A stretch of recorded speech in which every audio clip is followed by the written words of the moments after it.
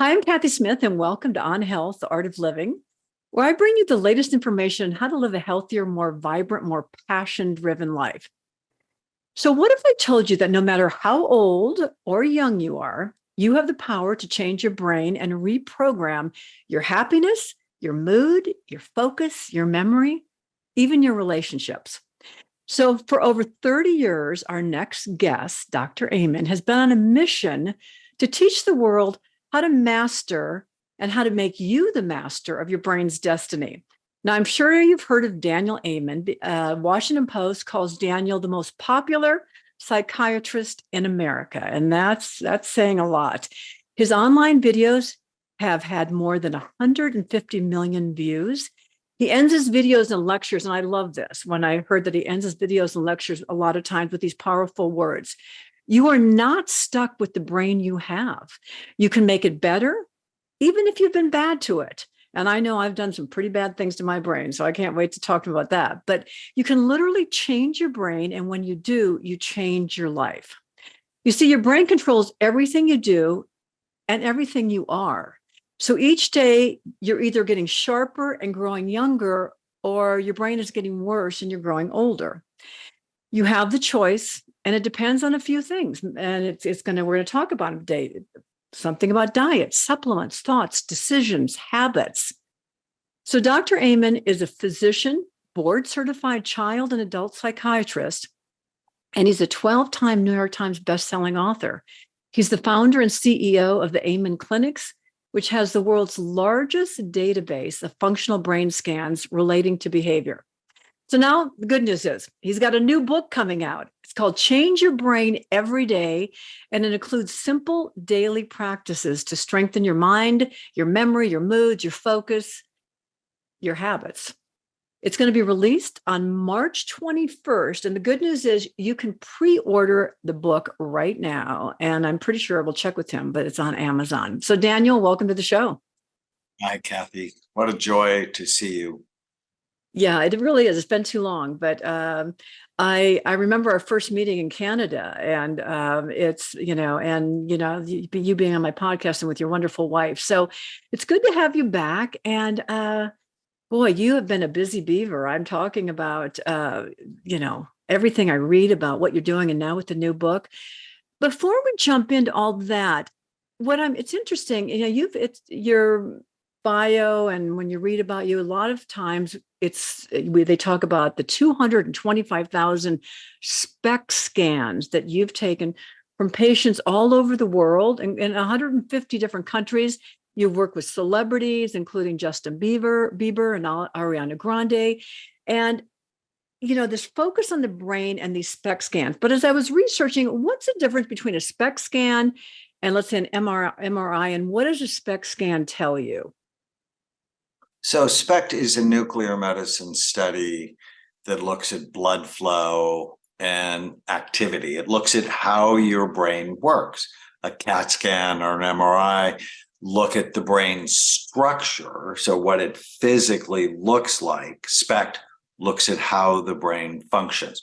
And it basically tells us three things: good activity, too little, or too much. And then my job becomes balancing it. If it works too hard because you had COVID and you have inflammation in your brain, our job is to calm it down, or you had emotional trauma. But if it doesn't work hard enough, we need to stimulate it. And it's been the most exciting thing in my life to actually look at the organ we treat. So most psychiatrists make diagnoses based on symptom clusters with no biological data. Think about that. That's insane. And for the last 30 years, I've looked at the brain, and it's just taught me so much. I hate the term mental illness. It shames people, it's stigmatizing, and it's wrong. They're brain health issues. If you're depressed, or if you're angry, or you're anxious, those are functions or dysfunctions of the brain. And if I can balance your brain, you're happier, your mood is better, your relationships are better, and you do less bad things to it because You care about it. Well, you talk about if you can balance the brain and your book, which, by the way, is brilliant the way you've laid it out, one day at a time, a different exercise, a different focus each day.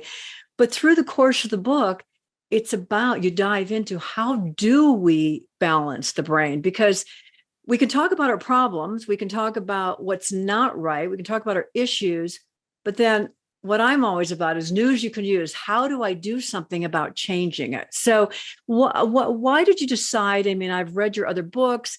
I mean, you've got the book with Mark Hyman and Rick Warren that you did, which was #1 Times New York's best-selling book. You've done so many books. A new book. What motivated you to go to write a new one, first of all, and to go this direction of like the one step at a time, one day at a time for 365 days? Well, what I realized during the pandemic is that brain health, mental health are daily practices, right? When we're being assaulted with the virus, the negative news, the political divide, the societal unrest, is if you're going to survive the craziness, you have to have daily practices. So, and you know this, like physical health, right? The only way you look as good as you do is you've been serious for a long time. Simple daily practices, right? Spiritual health is a daily practice. Well, so is brain and mental health. They're daily practices, but there's nowhere in school where they teach you to love and care for your brain, and they teach you the right habits. And so I've been the psychiatrist for 42 years now, and I get it. If you do the things I ask you to do, you're going to feel a whole bunch better. And the first simple daily practice is whenever you come to a decision point in your day, just ask yourself, is this good for my brain or bad for it? And all you have to do is know the list. This is good, this is bad. And if you love yourself, this is so important. There's a day where I talk about the one thing. And the one thing is when you do the right thing, be proud of yourself, praise yourself, nurture yourself, love yourself, and kick your butt when you do the wrong thing. Too often people go, oh, I can't have this and I can't have that. And it's that 4-year-old mindset that completely ruins brain health. And Drew Carey said it best. He lost a lot of weight. He was a comedian, lost a lot of weight. And he said something so profound. He said, eating crappy food isn't a reward. It's a punishment. And when you can get that mindset and just ask yourself, is this good for my brain or bad for it? Your brain's going to get better every day. Yeah, I agree with all of what you're saying. And the one thing though that it does bring up, and you talk about in the book, is that and you qualify by when you love yourself, when you have loving thoughts. But so many of us, I mean, all of us, I would say, have these repetitive thoughts. And I'm a big believer, and I think your book emphasizes that the way we talk to ourselves really matters. We have to pay attention to this inner voice and this running dialogue that we have. I'm not good enough, I'm not skinny enough, I'm not smart enough, I'm not this, I'm going to get sick, I'm going to die, whatever. And it's not just current things. What I found, and I'd love for then I'm going to tell one quick story and then let you dive into this, because I love how you have in your book that you call it ants, this automatic negative thinking. And to start to practice to minimize, to notice, first of all, become mindful, then to minimize or shift them. But an example for me is I lost my parents as a teenager, and there was a real abandonment issues. I mean, they died, and it was a difficult time. But no matter how old, this is 50 years later, I've worked on it, but I can still become the victim or feel abandoned if somebody leave somehow, or if I feel rejected in some way, instead of just, and it could be a tiny, tiny little rejection, nothing big, but it can send me into that abandonment loop. And so you delve into this a lot in the book, which I appreciate. Can you talk about it a little bit? Well, so what you experienced was severe emotional trauma. And if I scanned you, we'd likely see a trauma imprint in your brain. And so I don't know if you've ever had EMDR. It's a treatment I just love. Stands for eye movement desensitization and reprocessing. So I would have you bring up the last time you were abandoned, do the protocol. It's bilateral hemisphere stimulation. It's so interesting. And not ever avoid the feeling, but go right into it while we're doing this stimulation.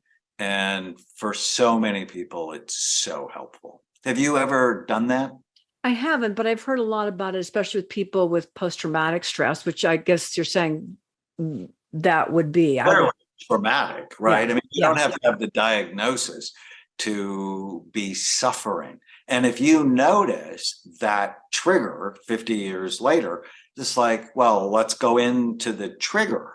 And you'll probably find a whole bunch more, but I can't believe how fast it is. I mean, I can believe it because I see it when I do it. And it's just so powerful that it could just help the past not live in the present. So you'll still remember it and you'll still be sad about it, but you won't have to trigger you. I had one woman, I went to Miami to watch Miley Cyrus, who's also my patient, perform for NBC. Her and Dolly Parton just were amazing. Oh my God. I saw the New Year's Eve special. And then was it New Year's Eve?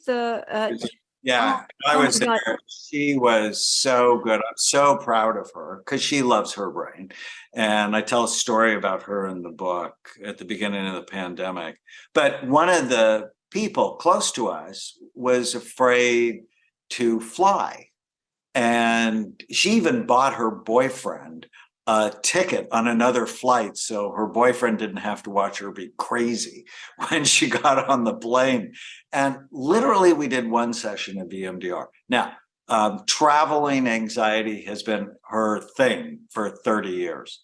One session of EMDR, her boyfriend went with her. She was calm. She was happy. She wasn't tortured. And it's not like that for everybody. But I have seen enough of those stories where you don't have to live with the past in front of you. You can put it behind you. And in the book, I talk about the trauma dragon. You know, I talk about all the dragons from the past that still breathe fire on our emotional brain. And the wounded dragon is the one that holds our trauma. And we all have it. Well, and you give some great techniques, including breathing and mindful, loving awareness, meditation, exercise, can all be tools that you use to help tame the dragons. But at the end, and I think I want to point out for the audience, is that at the end of every day, there's a little exercise. And I think that's the important part of the book because it's interactive. You jump in and you ask a question and, person has to take, I had to take a few, it can be 2 minutes, 3 minutes. And what I also like about the book, and I'm assuming you want people to use it like this, you don't have to do it day by day. You might spend 3 days on a certain technique or something so that you really delve into it if it speaks to you. Certain things didn't speak to me as much, like brain trauma with concussions, let's say, but others were really like, this is life-changing. And so, I really appreciate the way you've laid out the book, and I'm sure there was a method to your madness there. I'm sure you've learned through the years that this is the way that people learn. Yeah, tiny habits. What are the simple, small things I can do that'll make the biggest difference? The other thing that just came up with trauma, and I tell this story in the book, is there's another form of bilateral hemisphere stimulation called havening, where you either rub your hands together, or my favorite one is grab your shoulders and just stroke down while you bring up the trauma. So whenever you get triggered, do this for 30 seconds, up to 6 times, and then follow where your brain goes. So for example, almost 3 years ago, my dad died. And it was during the pandemic, and he'd had COVID and he beat COVID. But then, we all know COVID activates Epstein-Barr, and he got super tired. And anyways, it was a bad day, May 5th of 2020. And I remember going over my mom's house a couple of days later, and someone had put a picture of my dead dad in the mortuary in a stack of papers. And I remember going through this stack, helping my mom, and just being shocked at seeing that picture, and then being furious, like, what idiot would put a picture of my dead dad in a stack of papers? And it just started to circle in my head. And about 4 hours later, I'm thinking to myself, you treat people that have this problem, what do you tell them to do? And so I sat and thought about, so I went into the pain and I havened. And after 30 seconds, on a scale of 0 to 10, it was a 10. I was raw because my dad had just died, and I was sad. And after 30 seconds, it was like a 6, upsetting. And after 3 sessions, it was a 0.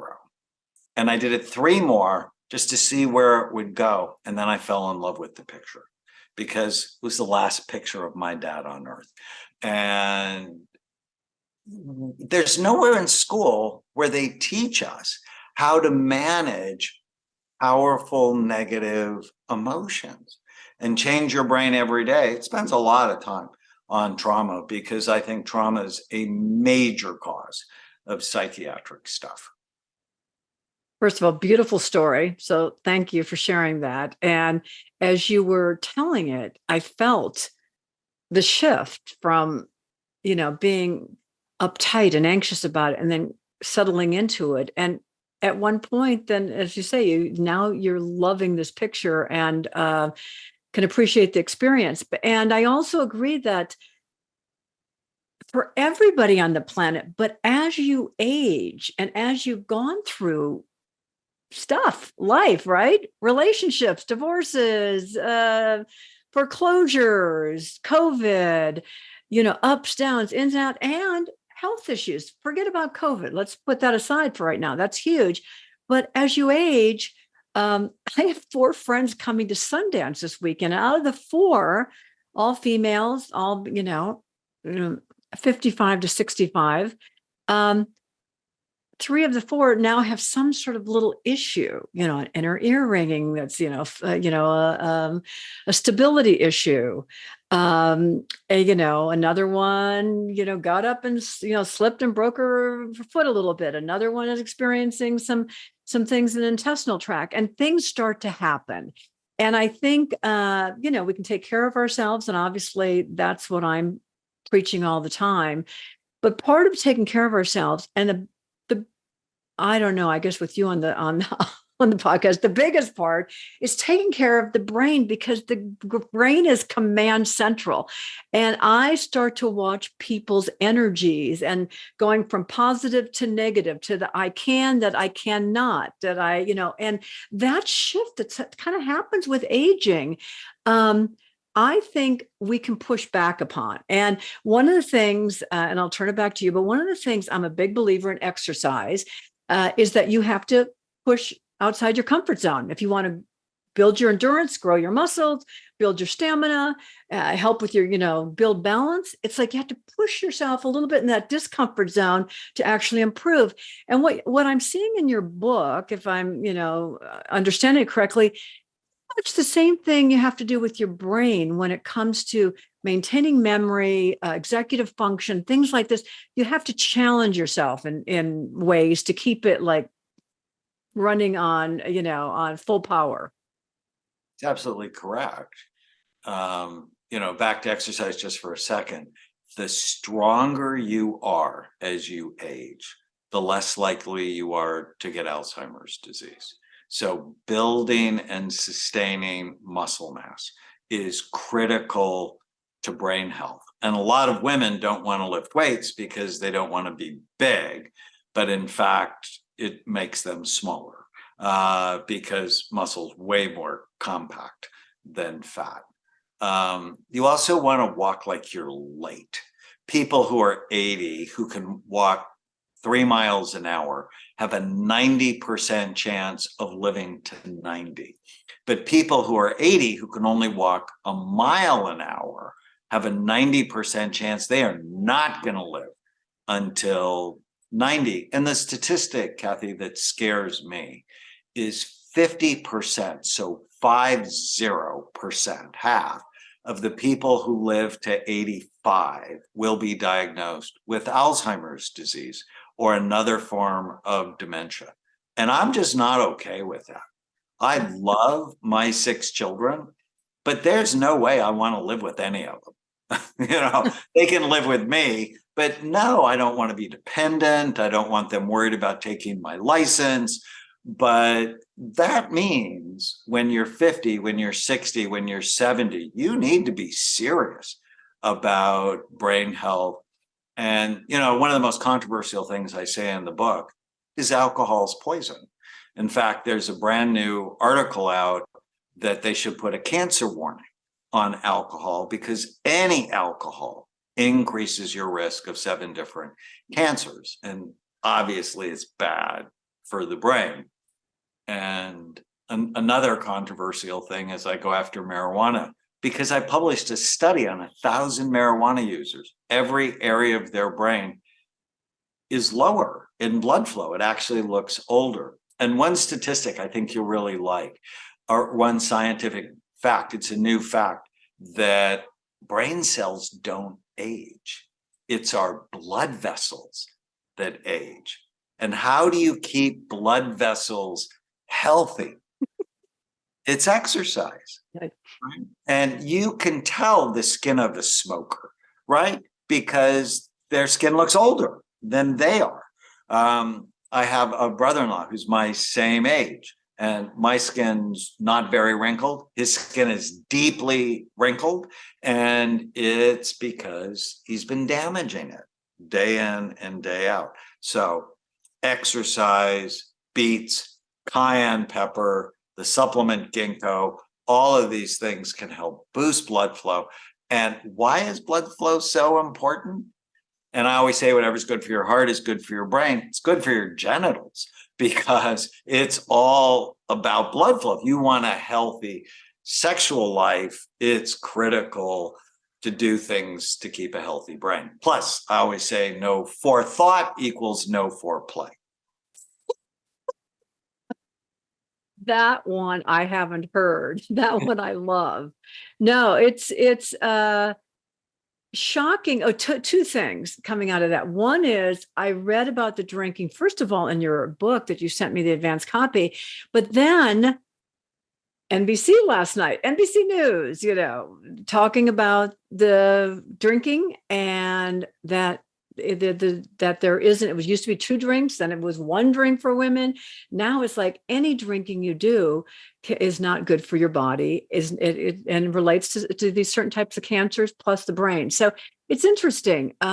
I just remember that whole phase that we went through with wine and resveratrol and, how good this is for your body. So, and I always had a suspicion because I never felt, when you heard that I tried it, I never felt good on it. I always felt foggy and, out of sorts the next day. And when you're an athlete, I think you notice things like you go for a run one day or you go for your training and you've had 2-3 glasses of wine the night before, it's not the same training session the next day. So early, like I'm talking a long time ago. So I'm glad that there's research about that now. But let's jump in. You mentioned ginkgo and caffeine, other supplements slash foods that we can ingest. I mean, so what I would love to jump over to is to neurotransmitters, and you're managing your happiness. And what I found is that there is a new buzz going around about nootropics. So I'm going to talk about a couple things here, and then maybe we can unpack it. In your book, you talk about these neurotransmitters, and it's the dopamine and serotonin and oxytocin, different things that make you calm and happy if they're working well, but can also, if you don't have enough, make you anxious and confrontational. And what I'm finding in the last few years is there's a whole industry now being created around nootropics, or ways that you can manipulate these neurotransmitters. So I want to ask you, first of all, just to explain to the audience what neurotransmitters are, and maybe a couple of them. But then what do you think about this manipulation and where the marketplace is going with some of these supplements? Well, I've been following the science of supplements for 30 years. When I first started looking at the brain, I realized some of the medications I prescribed were toxic to brain function, especially things like opiates and benzos. And so I'm like, okay, first do no harm, use the least toxic, most effective treatments. And so I own a supplement company. So I started and own Brain MD. So I'm totally biased. My favorite happiness supplement is saffron. There are 24 randomized controlled trials showing that 30 milligrams of saffron are as effective as antidepressant medications to boost your mood. But rather than steal your sex drive and sex function, they enhance it. And it's been shown to enhance memory. And saffron works through serotonin, dopamine, and norepinephrine, neurotransmitters to help stimulate mood and motivation. So I'm a huge fan of saffron. I think everybody should take a multiple vitamin. Why? People who take multiple vitamins on a regular basis have a lower incidence of Alzheimer's disease. That's sort of a big deal. I think everybody should take an omega-3 fatty acid supplement. I did a study and showed 98% of the population is low in omega-3 fatty acids. So it just makes sense, unless you're eating a lot of clean, healthy fish, to supplement with omega-3s. And then I think everyone should know, just like their blood pressure, their vitamin D level. And we saw people who had low vitamin D levels, they died more when they got COVID, because it strengthens your immune system. But people with low vitamin D have smaller brains. That's a very bad thing, to have a smaller brain. And then it really depends on your type. I have a test that I talk about in the book, brain health assessment, to know which of the 16 brain types you have. Are you balanced? Are you spontaneous? That's sort of my ADD group. They do better with stimulating supplements like L-tyrosine, which is the amino acid building block for dopamine. Or are you the persistent one, the worried, rigid, inflexible? If things don't go your way, you get upset person? You need more serotonin. So 5-HTP and saffron can help boost that. Are sensitive people that tend toward depression, love saffron for that. Or cautious group, our anxious group. And there I'm a huge fan of magnesium, ashwagandha, and theanine. I think of all the supplements my patients like, saffron and theanine from green tea. Theanine helps you focus while it relaxes you. And I posted this funny video with Tana, my wife. We have a brand new theanine gummy product, and she takes GABA for anxiety. And I'm like, she goes, how many can I take? And I'm like, take 2 to 4. So she just took 4.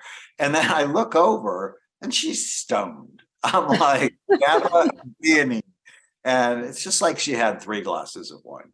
So theanine, I mean, it's interesting. I've been dabbling with, everything you're mentioning through the years. And it's interesting as you start to learn about yourself, as you start to understand your personality. That's why I think your quiz you just mentioned. Also, you have this memory, which I took the memory rescue quiz, which will have all these in the liner notes. But if you go to memoryrescue.com /assessment, it's like 60 questions and it's really assessing your brain. But this other part where I'm very fascinated with nootropics or just brain supplements. Because I find through the years, the type of brain, I'm spontaneous, I'm an adventurer, I probably have some ADHD. But at the same time, I meditate, I exercise. Green tea and matcha makes me feel one way. If I'm going to get on a podcast and I want to be sharp and focused, I get out my matcha. I have tried some other things, but usually a good glass of matcha, hot with maybe just a little oat milk on top does the trick. Nighttime, magnesium, calm me down. I'm going to try the gummies. So tell us again, it's theanine. Is that what you said? Theanine. And does that come naturally in foods or not? Is theanine part of a food? So when you're drinking the matcha, It's the green tea. Okay. You're getting theanine. And it's why I'm a bigger fan of green tea than coffee, because the caffeine in coffee has a number of negative effects. But in green tea, because it has theanine, it sort of breaks the effect of the caffeine. So I think it's a smoother brain chemical or combination than coffee by itself. And Okay. I'm a huge fan. We make something called Brain and Memory Power Boost, ginkgo for blood flow, and acetylcysteine, which is just such a special nutrient. It's a super antioxidant, boosts glutathione in the body. But they've actually been Go a little slower with that one though, because I agree with that. But for the audience that doesn't know, it's a glutathione and explain, and acetylcholine. Why is that so powerful? Well, it also has huperzine A for acetylcholine, which is the learning and memory neurotransmitter in the body. Phosphatidylserine, which helps with memory and cell membrane fluidity. So as we age, our cell membranes become more rigid and they become less fluid. And alpha lipoic acid to help balance blood sugar, which is just so important. And so, if you just think of the best nootropics or supplements to boost brain function, I think of ginkgo, N-acetylcysteine, huperzine A, phosphatidylserine are some of my favorite that have research, because that's always really important to me. It's, you might think it works, but how do you know unless you test it? Well, maybe in just closing here, I know one of the things you talk about in the book, and I'm a big believer in this also, is, having a purpose in life. And you're talking about brain function as we age and finding a purpose for being on the planet. Now, I know that there are studies out there that show that people that are the younger generation are driven, the study says, less by money and more by purpose.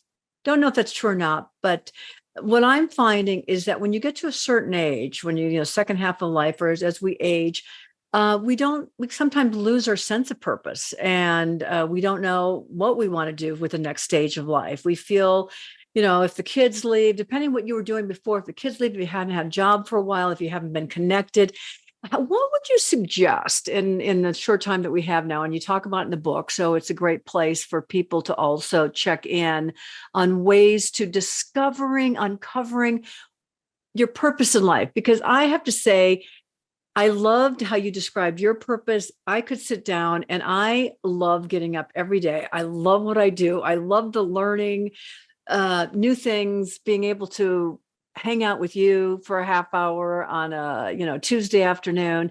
And I'm just so grateful for having this purpose in life. But I talk to a lot of people and they don't have purpose right now. So what would you suggest? Actually a day in the book where I teach them how to find their purpose. It's so important. Purposeful people live longer, they're cognitively sharper. And there's this great study from Baltimore, the Baltimore Longevity Study, where they took two groups of older people. One group, they just continued to do what they did. They scanned them before and after. The other group, they had them volunteer. So if you don't know your purpose, get outside of yourself and go help somebody else. That's like the simplest thing to do. The people who volunteered, they grew their hippocampus. So the hippocampus is the major mood and memory structure in your brain. Hippocampus is Greek for seahorse. Every day it produces about 700 new baby stem cells, so little baby seahorses every day. But the reason in older people they don't stick around, it's because they don't have good blood flow. And so the babies die. And so if you're exercising and volunteering or having purpose, what they found is the hippocampus in the people who didn't volunteer shrank, and the people who volunteered, it grew. And so I just find that so amazing that you can grow your brain if you put it in a healing environment. Or if you don't care, it shrinks. And then I promise you, you'll care about that. Yeah. Well, on that note, I guess it's where we started, which is ask yourself every day, is this good for my brain or bad for my brain? And decide wisely. I mean, because your habits obviously create your destiny. It was so much fun having Dr. Amen on the show today.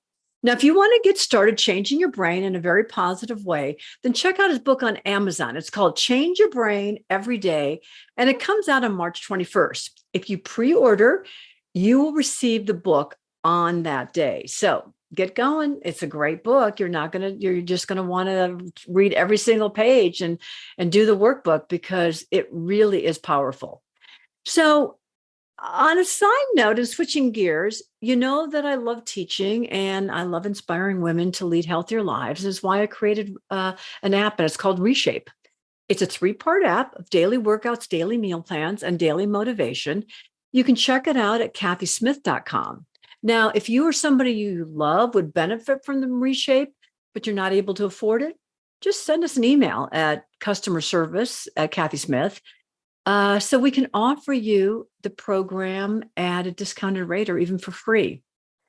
And I really think that it is one of the apps that is worth having because we have gotten so much great feedback on it of really changing people's lives. It brings it all together: food, fitness, and then the big aspect of that is the motivation, daily visualizations that just keep you wanting to get out of bed and do things and keep you grounded and help you sleep at night. So now I hope you enjoyed the show. And just as a reminder, these podcasts are great to listen to when you walk. I call it walk and talk, listen and learn, whatever you want. You can get out, listen and learn, walk while I talk. And you can start by listening to an episode that we did with Dr. Amen prior to this episode. It was number 25. And so that will give you kind of the backstory on Dr. Amen. He's really somebody that I followed for years. I admire him and what he's doing to help save our brains. And as we age, we know that a healthy brain and a healthy body go hand in hand. As a special thank you for being a podcast listener, I'm giving you a free 30-minute walking audio at kathysmith.com/walk. It's a guided lean walk that incorporates HIIT training to target belly fat, boost the immune system, improve your moods, improve your energy. And the secret to this metabolism breakthrough is the progressive interval where I coach you through a burst of supercharged walking. So imagine we're walking along and you're in a steady state, you're going kind of at your normal pace. And all of a sudden it's like, okay, 10 seconds, we're going to pick up the pace. And when we pick up the pace, you're going to hear the music change. You're going to stay on the beat, and I'm going to guide you, maybe more than guide, push you through an interval. And when people walk with these tapes, they go, I thought I was walking before. What I was doing wasn't walking. I was like strolling. So this really amps up the pace. And as you heard Dr. Amen say in this podcast, amping up, increasing your pace is what keeps your brain healthy. So it's completely free. All you have to do is go to kathysmith.com/walk. So stay healthy, stay safe, stay active. And until next time, here's to your health. Love you.